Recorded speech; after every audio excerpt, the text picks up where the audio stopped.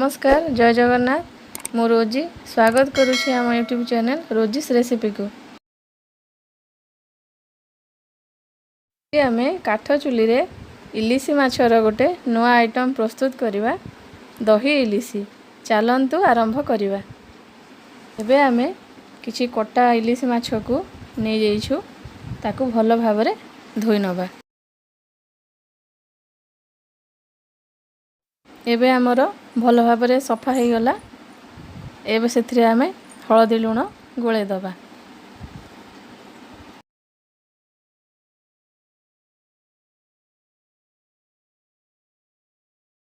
एबे आमे भलो भाबरे मिसै दबा।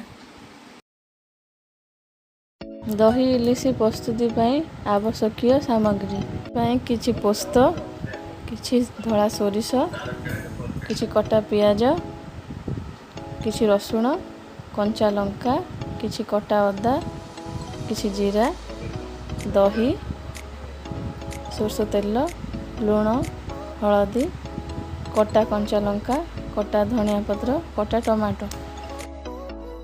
आमे ए सब सामग्री नै मसला प्रस्तुति करिवा। मु मसलाटी बाटी नेछि। एबे मु चुली रे कड़ाई बसई नेछि। कड़ाईटी गरम हे सारिछि। सेथिरे आमे तेल पकेई नबा। तेल भी गरम हे गलानी। मैं सेथिरे हळदी लूण गोळे की रखिथिबा माछ को गोटे गोटे करी भाजी नबा।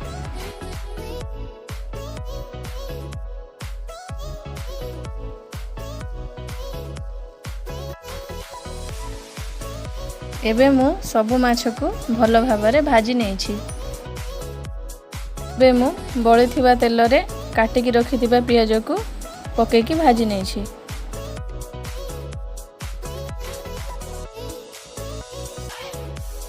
सेथिरे आमे काटी की रखिथिबा टमाटो को पके दबा।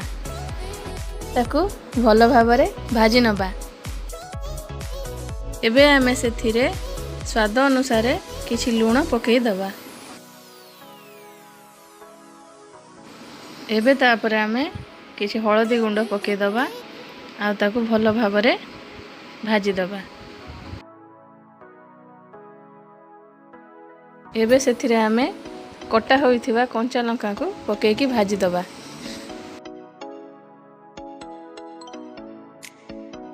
एबे आमे सेथिरे बाटी की रखिथिबा मसला को पके की भलो भाबरे कसी नबा। एबे आमे सेथिरे रखिथिबा दही को मिसै दबा आ ताकू भलो भाबरे कसी दबा। तापरे आमे किछि पानी देकी फुटै दबा। एटी फुटी सारिछि। एबे सेथिरे भाजी की रथिबा माछ को पके दबा। एही भली भाबरे सब माछ को पके दबा।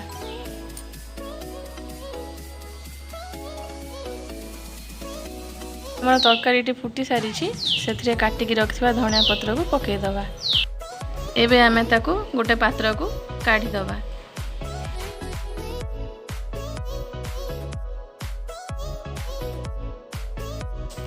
एबे हमर प्रस्तुत हे सारिछि दही इलिसी। देखंतु देखिबा को बहुत सुंदर दिसुछि। खाइबा पई बहुत स्वादिया करूछि। आपण मान को आम रेसिपी पसंद आसीथिबो। जदि पसंद आसीछि ताले लाइक करिवे, शेयर करिवे, सब्सक्राइब करि नेबे। रहिली धन्यवाद।